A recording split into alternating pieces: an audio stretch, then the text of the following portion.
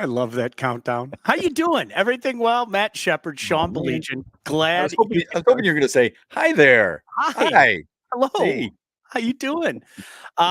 Shep, I know a lot of people dragging a little bit this morning. One of the things that fascinates me about like this business and about sports fans in particular, and maybe I'm turning into my dad. It wasn't like this when I was younger. Listen, you kids. There's no middle ground today. Like everybody looks at things as either success or failure.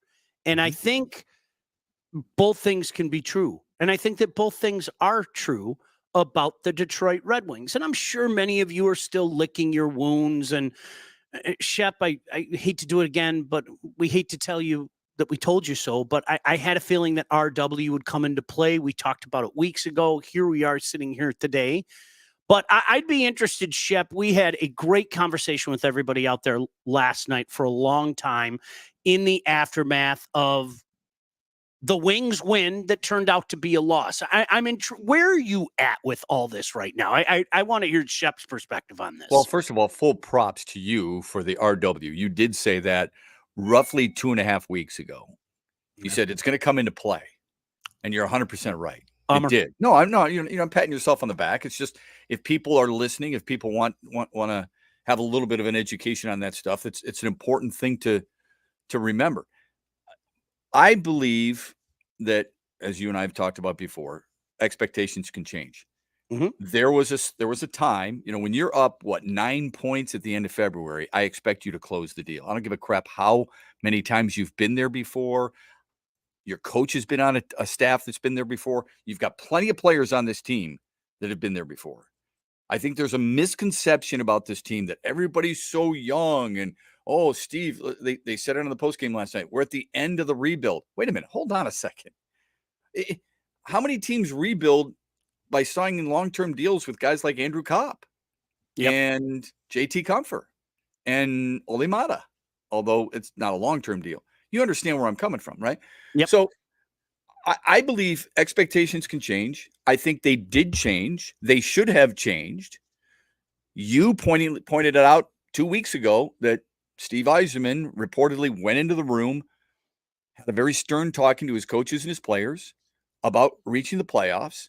That to me tells me his expectations probably changed as well. So it's okay to be disappointed. And it's okay to be, you know what? This team should have done this. You lose 7 straight. Granted, Dylan Larkin was injured for 14 games. You lose 7 straight. You lose 4 in a row. Your RW argument, or even beyond that, 1 more win, Arizona, Buffalo, I don't care, Carolina, you get that win, you're in the postseason. Don't tell me that it doesn't matter, because it does matter. That's how teams learn and get better. The younger players, whoever it may be, Lucas Raymond, Mo Sider, I don't care who it is, your experiences are going to help you moving forward. Because guess what? We don't know what the future holds. I said this a while back. We thought 2 years ago, the Chicago White Sox had a window that was as wide as your back porch. And that's wide, folks. Did you see how quickly it closed? They're off to their worst start in the history of their franchise. It's incredible. It is. So I just don't buy that. I said this, I tweeted this out. I don't know if you saw it, but I said, do you miss the streak now? And I got a lot of pushback from people. No, it was all manufactured. I'm like, hold on a second. And I didn't get into Twitter wars. There's no sense. Red Wings last appeared in the Stanley Cup in 2009. Pittsburgh beat them, right? You and I think were at the game. I know I was at the game. I thought you were at the game. The next year, they go into the semifinals. They had 44 wins. The following year, they had 47 wins and then 48 wins. And then there was the lockout, so you can throw that one away. They make the playoffs, 39 wins in 2014, and people are like, blow it up. The next year, they had 100 points. 100 points. And they lost in the first round. The following season, they weren't a wild card. They were the third place team in the division. They had 41 wins, 93 points. That's not terrible. Blow it up. Okay. I understand that the rebuilds are going to take some time. I understand at times they can be painful. I just don't think that when you sit there and you get used to something and you see your team lose in the first round, that automatically you blow it up. And I just think this is a situation right now with this Red Wings team. You should be expecting more. I think we should expect more in this town from our teams. I think we're very realistic. You're very realistic about the Wings, especially. And I think sometimes you get a little high with the Tigers, but you expect the Tigers to win the division this year. I think the Red Wings, the expectation should have been not to win the Atlantic, but to make the playoffs. And I'm disappointed that they didn't. Yeah, and it's interesting, Shep, because I sit back and I think it's only right to look at both sides of it. There were positives to take out of this, no question about it. And you mentioned one of them. Lucas Raymond did what you want your young players to do, and your so-called best players. Your best players have to be at their best in the biggest game. And that was a guy that stepped up his game, period, end of story. I think Mo Sider is a guy that showed progress, and progression is a word that I used last night, and I'm going to continue to use. Mm-hmm. Did they progress this year? Was there progression? Yes, no doubt. Was it enough? No, it wasn't. That doesn't mean that I'm out on the Iser plan. That doesn't mean that I'm out on this piece or that piece, because again, Shep, I'll go back to the beginning. It's like all or nothing thinking. Well, if you feel this way, then surely you must feel that way. No, I don't feel that way. That doesn't mean that there aren't some red flags. I think one red flag that jumped out to me, I brought this up last night. Okay. Those 2 games against the Habs, all right, for vast periods of time in those games, I had a tough time with my eyes differentiating between the team that was playing for their playoff existence and the team that was playing for 5 or 6 in Tankathon, and that's still up for grabs. If the Coyotes lose, they pick 6. If the Coyotes win, they pick 5. That was something that, okay, is this the players on the team? Is this a Lalonde problem? Is this fill in the blank everything? That was one thing that jumped out to me. That was a little disconcerting to watch them have to turn it on at particular points in time after being outplayed for, again, a lot of those last 2 games. That's something that concerned me a little bit. No, I agree 100% with you. 100%. Here's what I always struggle with in my mind. First of all, I think when you try to gauge somebody's effort, that can be very dangerous. 100%. Some people, they're given effort. They may not look at compared to the next guy just because the next guy's got more talent. He's just better. I'm giving all I got, but that doesn't mean I can catch, Patrick Kane. Mm-hmm. So that's number one. But number 2, I agree exactly with what you were talking about, in the sense that why did it take till the 3rd period? It's not fair to say that the first 2 periods were an absolute wash, because that's not true. JT Comfort scored a couple of goals the other day. That's not fair to him. Really good goal last night by crying out loud, by whomever. Okay. DeBrincat, Jesus. Anyway, so I understand that the first 2 periods are what they are. The 3rd period, though, that I kept looking at somebody when I was watching the game. Let's turn it on here. Mm-hmm. Where's the sense of urgency? Where's the pressure? Where is the push to get either the equalizer or get us back in the game? Right? Because you're flirting, the Molly Hatchet song, you're flirting with disaster if you're constantly trying to play catch up, and you're going to wait until 6.5 minutes to go in the 3rd to get that final goal. I know that's not their plan. I'm just saying, like you said, that style of play, that sense of urgency, it comes pretty quick, man, if you don't get after it quicker than what they've done the last couple of games. I think we saw a lesson in what playoff hockey is about. And you have to remember, these guys don't know. Most of these guys on this team don't know what playoff hockey is about. You would say most? Yeah, I mean, think about all the. I mean, whether it be the young guys, even a guy like Dylan Larkin, they don't know what a long foray into the Stanley Cup playoff. Oh, a long foray, yeah. But I think but Dylan Larkin knows what playoff hockey is. Patrick Kane does. Alex DeBrincat does. JT Comfort does. Andrew Copp does. Most of these guys, especially the young guys. I mean, this to me, this is an eye opener, and it's an eye opener for the unit, and I think for a lot, not all, lot of the individuals. And I think what we saw the last couple nights, and I love this guy. I love this guy, Brendan Gallagher. Okay, here's a guy that, I mean, honestly, I think he died 2 months ago. You could say 2 years and 2 months ago. Really, I mean, it's just the toll that this game takes on your body is absurd. You've seen it. I've seen it. We've all seen it. This guy is a shadow of his former self. But you know what? With 2 big games remaining, and to show the young guys, this is what you got to do in moments like this. He was one of their best players. Yeah. And I mean, that's the kind of stuff that I want to see. And again, I go to Lucas Raymond because here's a guy that doesn't know what the Stanley Cup playoff are all about. And that kid played his hearts out. And Shep, again, it isn't just about getting those big goals. Of course, you want that, especially when you're paid to do so. But it's doing the little things. It's paying the price. It's playing that quote-unquote playoff hockey. And to me, that was pretty cool to see a lot of young guys, because you brought up something earlier, and I couldn't agree with you more. Look, point blank, 2 years from now, my jaw would not drop if you saw at the top of the Atlantic standings Detroit and Montreal. 2 years from now, my jaw wouldn't drop. I mean, there's so much young talent. They've both done the slow build. They've both done a good job maneuvering some trades and getting some draft picks and bringing young talent in. But there's no guarantee. A year ago, many people, let me raise my hand, thought that Buffalo was an absolute shoo-in for the playoff. Absolute shoo-in. I mean, after all, they just missed last year. And so were the Ottawa Senators. The way the Senators turned it on, there's absolutely no guarantee when you're talking about things like that. What we think it looks like and what it are, oftentimes are 2 different things, man. Yeah. Yeah. I don't take it for granted that just because you made a jump from one year to the next, that you're going to take the next climb. Sure.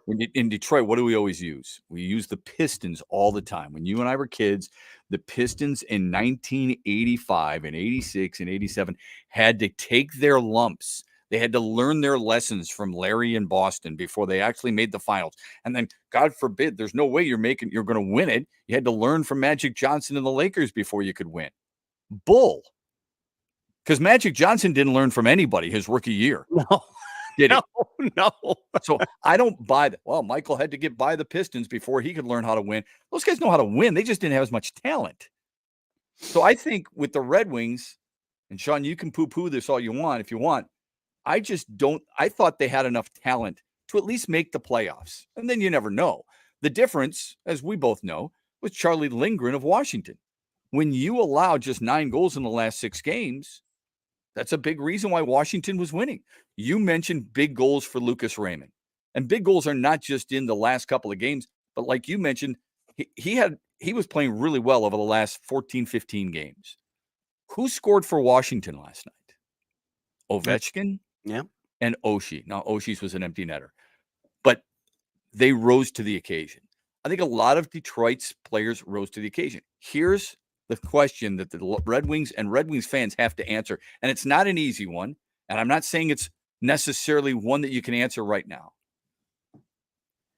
We all think they need a better defensive team, which pointed out by our friend Larry Murphy last night on the postgame show was brilliant. It's not, that doesn't mean it's all defense. It's forwards too. Okay. Because they're 26th in goals against.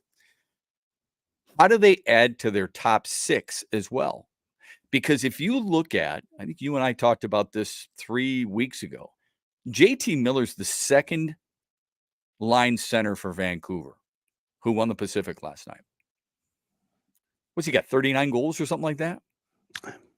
Detroit's top line, and it's not that I don't like them, so I hope people don't take this wrong. It's not that I don't like Dylan Larkin. He's probably my favorite player. Here we go. It's not that I don't like Lucas Raymond. I like him. And it's not that I don't like Alex DeBrincat. I like them. You have to ask yourself and be honest, not emotional, but use your head. Are they top line guys? You got it. Okay. So that's what I wonder. So when you look at a center, and again, you know how I feel about Dylan Larkin. I don't expect him to be Nathan McKinnon or Connor McDavid. Okay. Or Austin Matthews. Or even last night when Sam Reinhart scored his 57th goal for Florida. But man, you know, you got to put up big numbers. And I know he has 14 games, 33 goals. He had 33 goals as a center, as the number one center. You probably need more than that. Lucas Raymond had 31 as the top line left winger. I don't expect him to be Artemi Panarin, but that's what you have to ask yourself. I believe. I could be wrong there. I couldn't agree with you more. I've had this argument with people for 3 years now, and to the point where Shep, it turns into like our old bit from back in the day. Why do you hate Dylan Larkin? I mean, that people openly say it to me now, and it's to say, I really like Dylan Larkin. I want Dylan Larkin on my team. Me too. As an article in The Athletic brought up a few weeks ago, okay, an unnamed general manager, I don't know if you saw it, Shep, an unnamed general manager basically said what we said, and I'm paraphrasing here. I like him. He's a good player, but if that's your number one going up against other number ones in this league, you're putting yourself at a disadvantage. And I literally ding, ding, ding, ding, ding. I'm sorry. That's the way it is. That's not a slight against the kid. I'll take him. I didn't mind the contract, all of that stuff, all of it. But that's just the reality of the situation. We have a few comments that I want to get to if we can. Pete, sure. There is an air of historical awfulness in Chicago, and it couldn't happen to a better organization. Chris said, Shep, do I want more? Yes. However, in reality, I thought that because of their division and talent, contending for playoff was going to be their max. Next year, they will have, in all caps, to make the playoffs, period. Getting but my question to that would be why? I know they're not in the division. Okay. Mm-hmm. I know the, but do you think this team is better from a talent standpoint? Not superstar, but depth. Do you think they're better than Washington? Because I do. Yep. And by the way, the best teams don't always advance. There's plenty of teams that you're like, wow, they're really good, but they haven't gotten there. Look at the Philadelphia Eagles last year. They started 10-0. Everybody thought, wow, opinions can change. Okay. I don't get where, and I'm not dissing 91 points. It's fine. But I don't get the whole, well, their division and their talent means, did you think at the beginning of the year they were going to have Patrick Kane? No, you didn't. So that was a difference maker. They've got plenty of guys who have experience and have enough talent to have taken this team. You say they have to make the playoffs. Based on what? You don't know what they have next year. What if they got rid of a lot of guys to try and get a little bit younger because they're an older team? I just don't buy that, man. I think we came into this season thinking, period, this team isn't ready yet. Some teams can surprise us, you know. There's plenty of teams out there in every sport where you're going, holy crap, I can't believe they were as good as they were. Why couldn't the Red Wings be that? Yeah. We just assumed going in, we were told, we were fed by all the preseason prognosticators, this team won't make the playoffs. So being in the hunt makes us feel better. There was a time at the end of February, Chris, I'll guarantee you that if you would have joined Sean and I, you would have said, yeah, I expect them to make the playoffs. You're trying to tell me during that 7-game losing streak, and then they think they won a couple and then lost 4 more, there wasn't a point where you went, shoot, they just blew it. Well, you had to have had that expectation, that level of where you're almost there in order for you to say you blew it. Yeah. So I'm not buying that. Sorry. Rob said, Shep is a bit more realistic about the situation regarding our top line. I thought the crack Sean made about how the Wings should stitch a plus sign next to the C on Larkin's sweater to remind everyone of the fact he's only graded slightly above average as an NHLer was a bit over the line. I don't remember saying that. I got to be honest with Rob. Did I say that, or are you having fun with me? And no, I don't remember. I don't remember saying that. Sorry. I just don't remember saying that. I've said it for 3 years though. Funny though. I can't take credit for it. I mean, if I did say it, then I'll own it. I don't remember saying it. But again, this is where facts are your friends. And we did this on the show last night. I mean, look up what 1Cs are doing in the league. You do it yourself. Seriously, look up what they're doing and then compare their name, compare their game. And I have a feeling that you're probably going to fall somewhere in line. I think he was 16th in the quote unquote 1Cs in the league. I mean, that's what I'm talking about. Yes. Yeah. The thing that drives me nuts, Shep, and I know you and I have talked about this so many times, okay, is there's nothing wrong with wanting more. There's nothing wrong with wanting more, saying, I like this guy. I'm glad he's on our team. Okay. But yes, should there be more? Yes, there should be more. And I think that's the issue that I think a lot of people in this town have and settle for the, oh, well, I like this guy or I like that guy. Well, that's fine. I'm not going to tell you who to like, but don't get mad at others for saying, listen, when I look across the league, there are guys that are getting it done at a greater level. And to your point, I think about playoff teams, I can't tell you how many times I watched the Caps down the stretch and I said, I don't know how they're doing it. I don't. And you know what? Let me throw another one in there. The New York Islanders. Right. I have no idea. Yeah. What's their? I have no idea. I don't know if you buy into the plus minus, okay, in goal differential, but Washington's a minus 37 in goal differential. The Islanders are a minus 18. They're the only two teams in the playoffs who are a minus in goal differential. Everybody in the West who's in the postseason, they're a plus. Everybody else in the East, they're a plus. The only thing I would say to argue even the point I made, and to a certain extent the point you made, there are some 1Cs, top centers, they're playing with a lot of talent too. But if we're going to say that about Dylan Larkin, maybe it's too early for Lucas Raymond because he's only 3 years deep. But you know Zach Hyman. Mm-hmm. You and I watched him at Michigan. You and I called games of his at Michigan. He's a 5th-round draft pick. Mm-hmm. He's in Toronto, never scored more than 21 goals. Suddenly, he gets to Edmonton. This guy's a 50-goal scorer. Oh, who's he playing with? Connor McDavid. Facilitator, hi. That helps. Mm-hmm. You know, over 100 assists. I mean, hey, listen, to that point, DeBrincat. It's amazing what can happen when you have a guy who is a facilitator. I'm going to say point blank, I didn't like the way that they utilized DeBrincat at all down the stretch. And subsequently, when they put him with a facilitator, it's amazing how he started scoring goals again in the past week. There are certain guys that can't create for themselves. They need a facilitator. And to your point, I saw DeBrincat do it in junior, playing with a guy by the name of Connor McDavid, and he made magic in Chicago playing with a guy like Patrick Kane that is a facilitator. And a lot of times it's putting guys with the right guy, and some guys need you to dish the puck to him. I think DeBrincat's one of those guys. I do, because I know he got a lot of heat from people. Where's he been? Where's he been? Well, yeah, I guess he has to own some of that. There's no doubt about that. But who's he playing with? You know, this is a guy. So what is it they did? What is it they did? What is it they did down the stretch that you didn't agree with?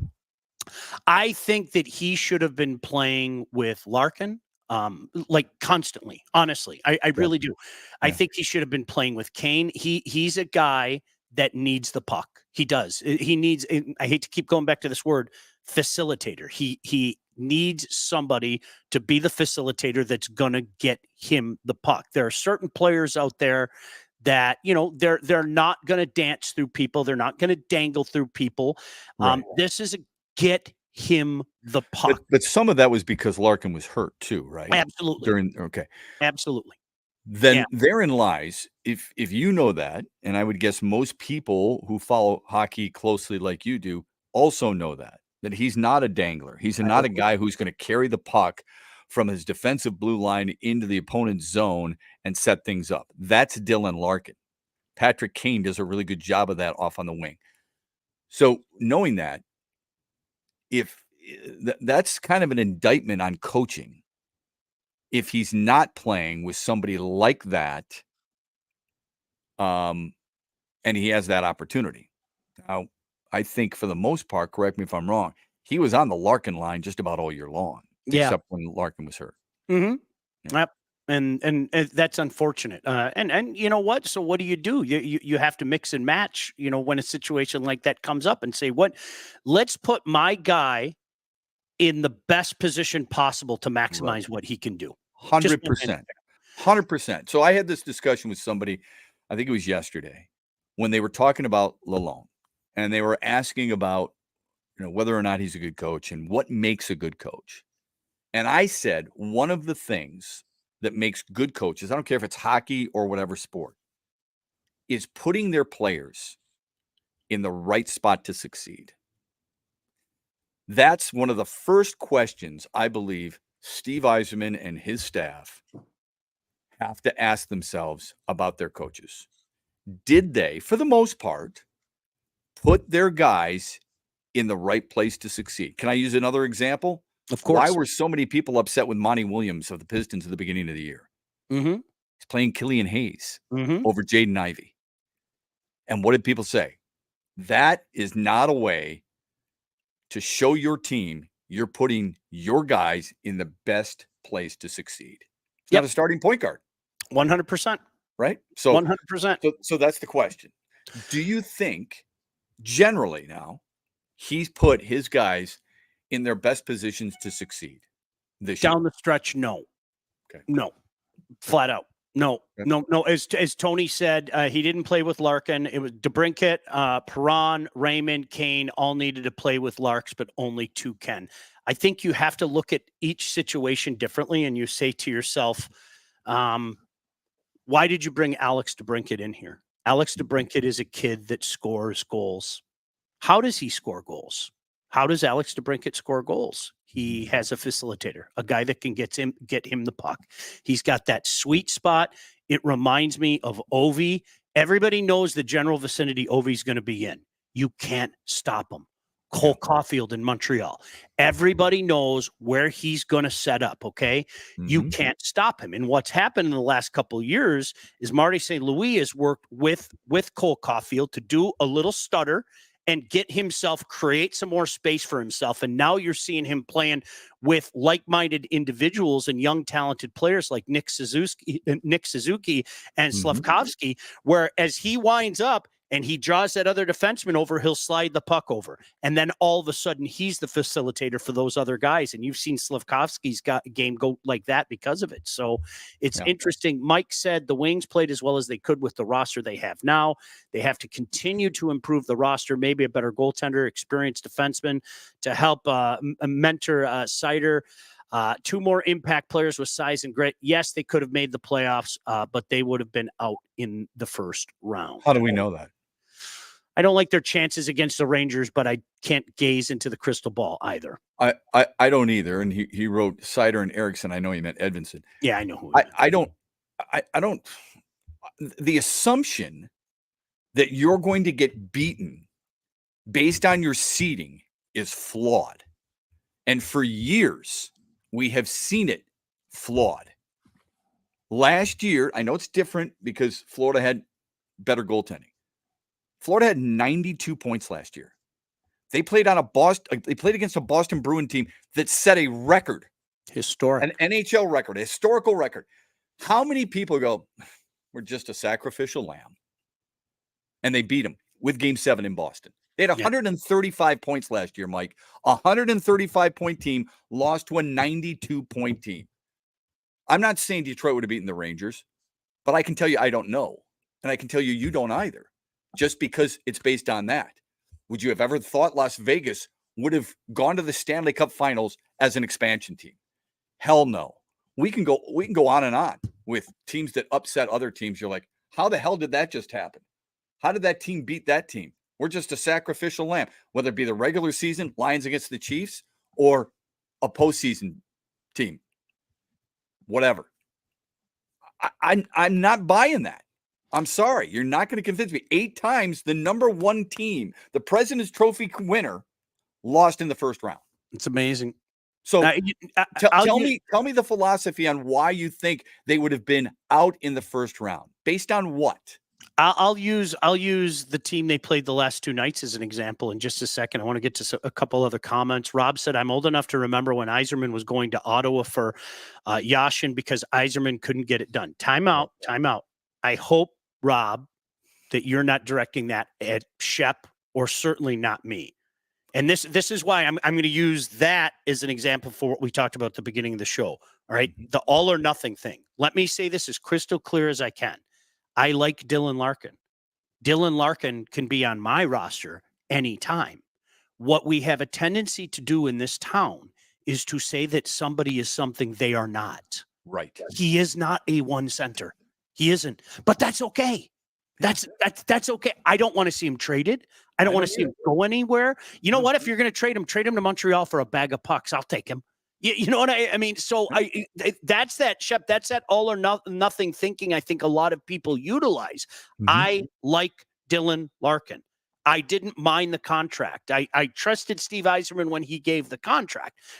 But don't ask me to say he's a one center when I do my due diligence and do my homework and compare him to other one season in the league. Exactly. It's not all or nothing, man. Gordy said, get in, you never know. The Wings collapsed. Shep, 3 years ago, you might remember, Montreal got in the playoffs. They got down 3-1 to the Leafs. Okay. The series was over. The Leafs are finally going to win a first round series. Right. They stormed back, won that series. Then they had the Winnipeg Jets, the team that 3 years earlier, the Hockey News had already proclaimed as the 2021 Stanley Cup champions because they did the low and slow. Kevin Cheveldayoff, their general manager, did the low and slow build that, now you've seen obviously Montreal doing, Steve Yzerman's been doing. They swept the Winnipeg Jets. Then the Las Vegas Golden Knights, same thing. Oh, the Knights are going to smoke them. They're too big. They're too fast. They beat the Vegas Knights and went to the Stanley Cup Finals, for goodness sake. I'm sorry. I've seen it too many times. Right. I understand that there are some talent issues. I understand if you came back at me and you said, well, the Red Wings couldn't do that with this defense core, I would shake my head in agreement. I would. Yeah. Because in my mind, I think half of this defense core needs to be turned over. Half of it. And the goaltending. No doubt. Yeah. Well, let me ask you this, though, because you just brought that up. And people were talking about, the various players and whether or not they can get it done and whether or not they're in the right spot and all this other stuff. In this town, we had a number one quarterback that was a top 5 quarterback in the league. And if you talk to just about any general manager, and I remember one season, Ozzie Newsman, Cleveland, I talked to about, 6 or 7. Yeah. All of them said, I'd take that guy. But he didn't get it done. But he was an elite quarterback for the league at the time, right? But nobody wanted to defend that. Why do you think people feel so obligated to defend certain athletes? We'll use Dylan Larkin in this case, even though you and I both love him. Okay, both of us want him on. That enough. Yeah, it's really even though both of us want him on our team. Yeah. Period. Yeah. Is it because he's from here? Yes. Is it because he went to the University of Michigan? Yes. It's because they almost feel bad for him because he's been on so many bad teams. They want it to pay off. Well, hell, Matthew Stafford's on some terrible teams too. They didn't want it to pay off for him. I think it's because 2 things. A, not as many people talk hockey or know hockey because they didn't play it. You do. And because the position. There's 4 centers on a team. There's a lot of blame to go around. And a quarterback, there's 1 ball. You're getting it every time. It's on you. Shep, I think the Detroit Tigers are a shining example of what you're talking about, because I think over the years, this fan base has fallen in love with what's next. And they want to be able to tell everybody, I saw this kid at West Michigan. I saw this kid at Erie. I saw this kid at Toledo. Brandon Inge, the love affair with Brandon Inge was insane. And I'm not being disrespectful to Brandon Inge. Okay. The last couple years of his career, it was over. I mean, it was over. And so much so that if you remember, Dombrowski in the 11th season sent him down. He went out and picked up Wilson Betemeat. And, you know, when Inge came back, everybody gave him a standing ovation. And, oh, isn't this great? Isn't this great? And by the time the beginning of next season ended, a month into the season, he was gone. Like, they made the right decision. He was gone. Yeah. And then, of course, what happens, he had that one big weekend against the Tigers, and everybody, see, what do you have to say now? I love C. C's my favorite thing, right? Well, he's next gone to a month after that, you know? I mean, it's, come on, man. C is your second favorite thing. Remember when is your first one. I'll never forget. I do. I love never forget. Rob said, no, not at all. All right. Glad you clarified. He said, Yzerman was forced by Bowman to become a more two-way player and complement the weapons around him. And he went from a great offensive weapon to a hockey language. A legend. No doubt. No doubt. Steve Yzerman was a different player and a different trajectory than Dylan Larkin. Let's have a starting point there. But, you he's know, a Hall of Fame player, man. He's in conjunction with keeping this with Dylan Larkin, I have no other way to say this. I like Dylan Larkin. I think he's a very good player. I want him on my team. If you are asking me to call him a star, I'm not going to do it. Right. Is that okay? Yeah. Yeah. I think that's fair. I think it's fair. Now that he could be an all-star. He could be an all-star. Yeah. Oh, yeah. Yeah. Oh, no question. But there's a difference between an all-star and a superstar. Yeah. And let's face it, in Detroit, we were used to superstars. We were used to Yzerman. We were used to Fedorov. We were used to, you know, guys like Brendan Shanahan and Nick Lidstrom, different position, obviously. But that's what you need. And don't tell me you don't, because the league that's where the best teams are. That's what they have. No question.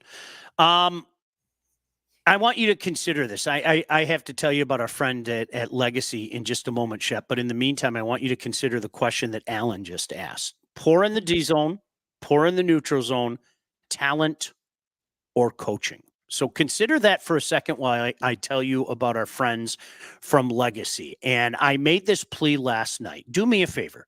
Give these guys a call and get yourself a quote. You know what you're doing at the same time?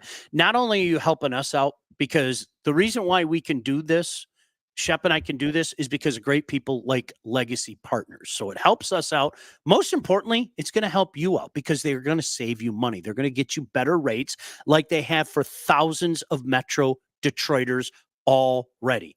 They'll help you with your home, your auto insurance. That's right. They're one of Southeast Michigan's top independent insurance agents. They provide a full-service, one-stop solution for all your insurance needs, personal and business, large and small.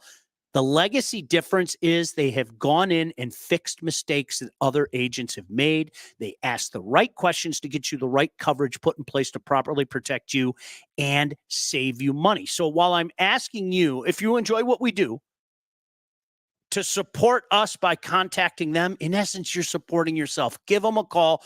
Put them to the test. What are you waiting for? Give Legacy Partners a chance to help with your home, your cars, life insurance, Medicare enrollment, all your business insurance needs. They got your back. You got your pen? Okay, do me a favor. You're really doing yourself a favor. Write this number down, 586-209-4106. That's 586-209-4106. Tell these guys, Joe or Alex or Dave or whoever you deal with, great people, Legacy Partners that we sent you.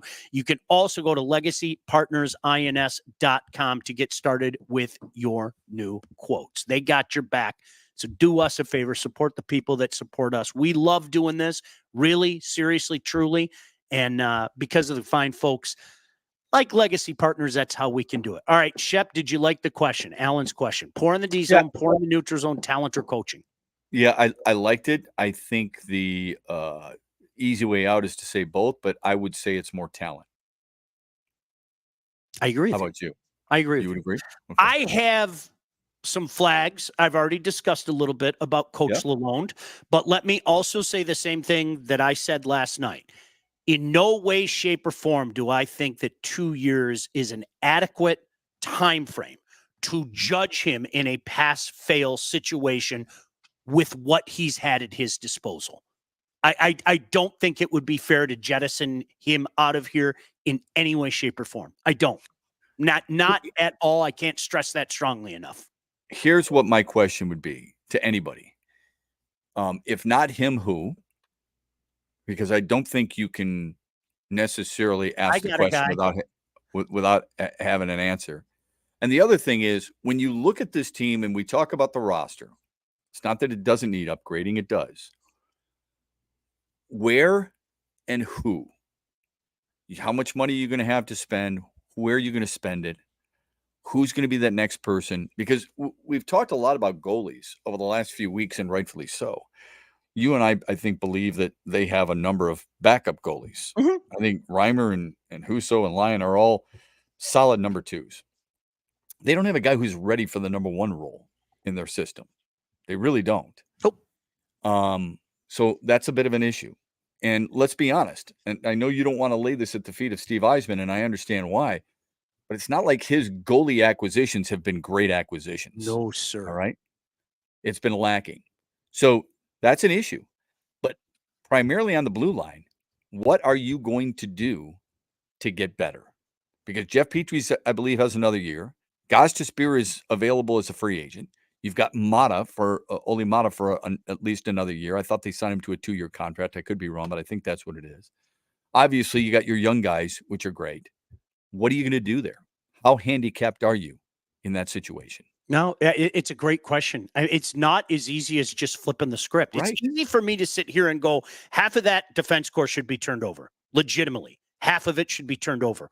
Okay. Mm-hmm. It's not that easy to do that. I can say it, but the follow through is the difficult part. There's no doubt about that. And here's how crazy things are. We were doing a show 2 months ago, and I had no problem at the time saying 2 months ago, Alex Lyon was the Red Wings MVP by far up to that point in the season. Yep, I remember. Wasn't even close. Like, I'm serious. I say that today. The thing that a lot of people worried about, and Shep, guys like you and I verbalized, was, okay, you're asking him to be something that he's not. He hasn't been the water carrier. He hasn't been the workhorse. Sure, he gave the shot of adrenaline that Florida needed last year before Bob came back in, but you're asking him to be something he's not. Well, we shouldn't act surprised that a month and a half later, not even a month and a half later, maybe a month later, well, Alex Lyon looked like a guy that had played too much, right? We shouldn't be surprised at that. Wow, that's amazing. Yeah. I like what Gordy said here, my buddy from L-Town. People love cringe. Listen, Shep, you can stay quiet, all right? Akil Baddoo. I'm sorry, it made me pull hair out of my head. Well, but those are two different players. I mean, Brandon Inge was a legitimate starter on an American League pennant-winning team. Akil Baddoo is not. Brandon Inge, the thing that I think what happened in Detroit with Brandon Inge, and it's not that I don't like him, because I do, is that all we talked about, whether it be on a pregame show or during a broadcast, man, what an athlete. Guy drives the ball 330 yards off the golf tee. Guy can kick a field goal. Guy can play third. He can play catcher. He's got a big enough arm to play the outfield. He could pitch because he pitched in college. He played shortstop in college. All the things that you wanted to hear were stirred up in one little churn. And we're like, just poured it out and made that big block of butter for you. And then you laid it on nice and thick. That's what everybody learned. That's what it was all about, right? And here's the other thing, Sean. Where did Brandon Inge bat in that order? Yeah. Down low. Yeah. So Leland did a great job of not exposing him, 100%. Like you and I were talking about. Great point. Yeah. Shep, I'm talking towards the end. Okay. It was over. It was done. And people wanted to believe that, no, he's our guy. He's our guy. And listen, Akil Baddoo was cute for a little while. It was fun, and he had some big hits and stuff like that. But the people become infatuated with these guys. And I don't, well, rule 5, well, rule ass.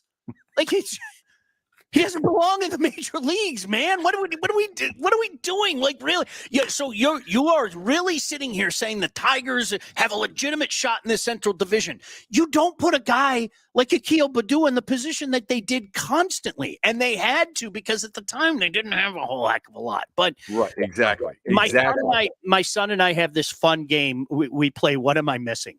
Like Jack and I will, what am I missing? Because I like that. I like that a lot. People fall in love with the weirdest guys here. And a lot of times I'll ask guys like you, Shep, like you watch all am I missing something? Is there something that I'm trying to figure it out. And I think there's more validity to that comment. Well, it doesn't help when people who may be calling games, and perhaps I have been guilty of this in the past, immediately bring up, Shane Victorino was a Rule 5 pick. Marwin Gonzalez was a Rule 5 pick, and so was George Bell and Joaquim Soria, and you guys remember Dan Ugla with Philadelphia. That's a Rule 5 pick. Who says that Akil Baddoo can't do that? Who says he can't have the impact that the best Rule 5 pick of all time, Johan Santana, wasn't? Okay, hold on. It's amazing. Pump the brakes. You know how many Rule 5 picks there are every year? Shep, the Mexicutioner might be my favorite nickname in all of sports, and that's saying a lot. And I know that he doesn't like that nickname, but whoever came up with the Mexicutioner, that is that is the absolute best nickname ever. Jim said, what do you think the ratio of dump and chase teams versus puck carrying teams is around the league? I pay attention to insignificant things like this. That's an interesting question. So do I. There are times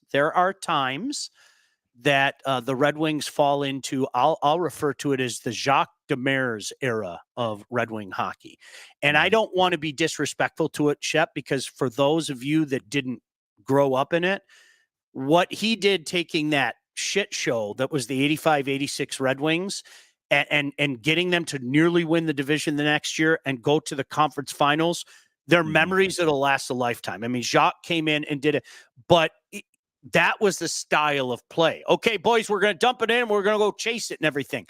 The league's changed so much. The league has changed so much. And that's why there were people like me that were screaming, get yourself a Quinn Hughes, draft a Quinn Hughes. That's the league today. That guy that can carry, that guy that can be the first on the attack and the first one back. It's such a fine line today. But good thing they passed on him. That was smart. A good thing. That's brilliant. Or Bouchard. Those are good things. Unbelievable. God forbid. Why would you want a guy like that? Tkachuk, no way. Tkachuk's playing in your backyard. I would go to war with Brady Tkachuk. Did they have a chance to get him though? I didn't think they had a chance to get him. He went. He went before. Yeah, he went. But both of those kids, I did their games. Both of those kids, I told anybody to listen. My gosh, you take that kid and you got a star for years.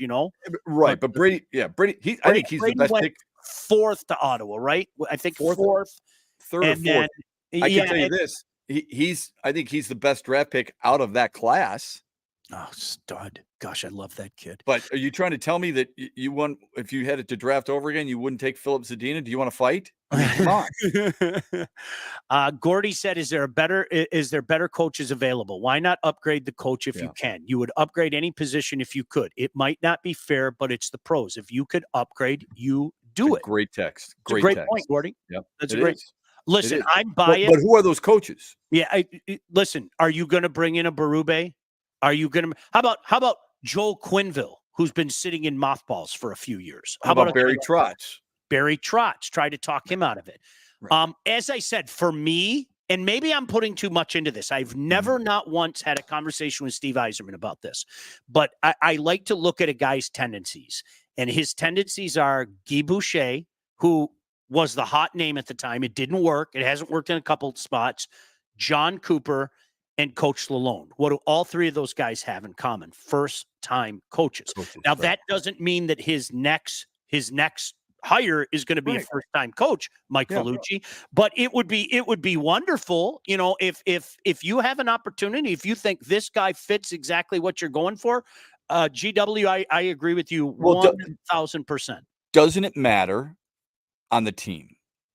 Let's go back to when the Tigers used Brad Ausmus instead of Ron Gardenhire. Oh, geez, mother scratch. It was the wrong person at the wrong time, right? You want Brad Ausmus in when there's a young team, that's one thing. You wanted Ron Gardenhire to get you over the quote-unquote top, right? Yep. So where are the Red Wings? What Steve Yzerman will have to, where are we in our situation? Great analogy. I'm not using that re-blank word. where are we in our situation, and what kind of coach can help us turn that proverbial corner? Shep, Is it a first-time guy, or is it a guy who's already done it before? Is it Gerard Gallant? Is it Craig Berube? Is it Barry Trotz? Is it Joel Quenneville? I don't know the answer to this. I love what you said there, because the analogy that I used when they hired Brad Osmus in 2014, okay? My son was about a year away from getting his driver's license. And I said, when my son gets a car, I'm going to go out and get him a car when he's 16. What do you get a 16-year-old? Am I going to get him a $130 million Ferrari to drive around? Well, it's a little different. I mean, you can afford Well, that. it's Most just people I can't. walked over to my couch. I found $1 million this morning. So don't worry. Yeah. No, but listen, Shep, seriously, no. Yeah. Brad Osmus' first gig was a shiny $130 million roster that had just won the division in 2011. 2012 went to the World Series, and the one that hurts the most, 2013. And you hand the keys, you dangle the keys to that guy, and you say, here you go. Be careful with this $130 million beast. Wow, an accident happened. Who'd have thunk it, right? Yep. He was smart, though. Boy, I'll tell you what, he was dreamy. You have to give him that. He was a dreamy human being. Sean, all you have to do is ask him if he's smart. And I mean, where else are you going to go? Go to the horse's mouth. Are you smart? Yes. Jim Schwartz, are you smart? Smarter than you. Matt Patricia, are you smart? Smartest guy in the room. Yeah. Come on. You're trying to try to argue with me right now. They're smart.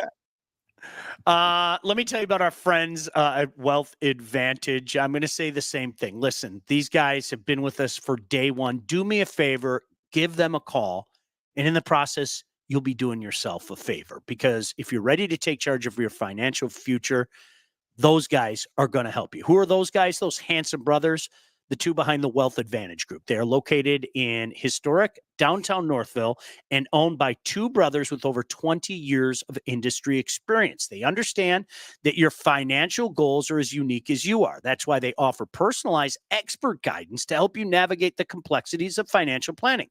Now, whether you're saving for retirement, getting ready to sell your company, or already in retirement, they can help guide you through every step of your financial journey. They've done it for me.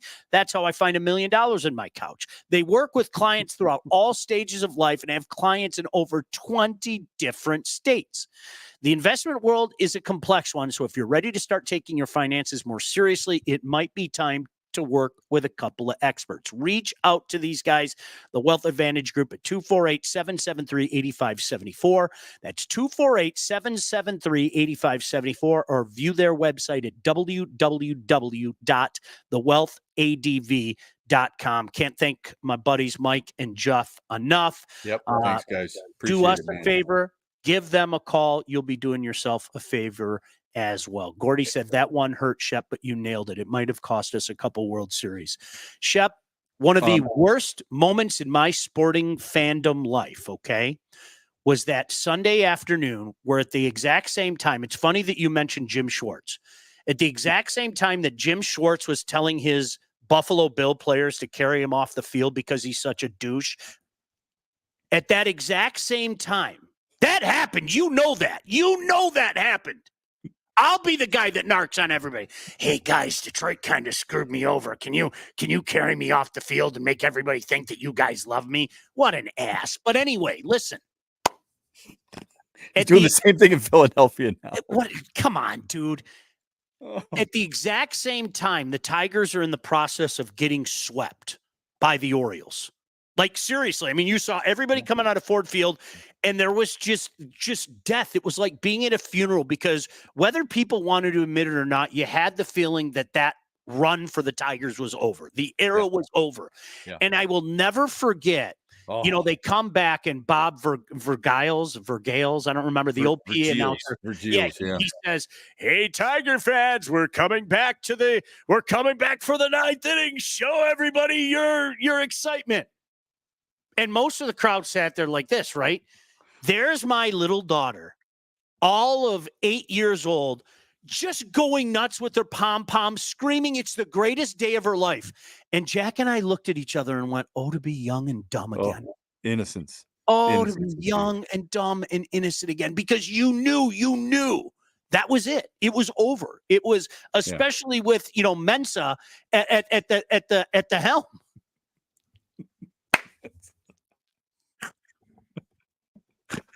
I don't know where that came from. Hey, listen, Friday when we get together, yes, I've got a question for you about the NFL draft. It's okay. not a mock draft question. It's a sincere question about a former athlete saying they don't believe in a certain guy. So I really want you and I to get the chance to discuss that. I'm excited about Friday with you. Oh, I can't wait. That's good. I like that stuff. Yeah, I'm serious. I like that stuff. No, really. It's a good tease. Yes.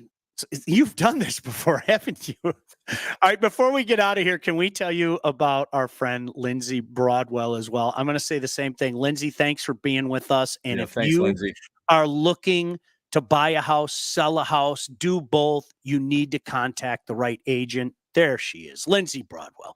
Your house is probably her husband outkicked his coverage. Is that fair to say? Yeah, absolutely. I think he'd be the first guy to say it.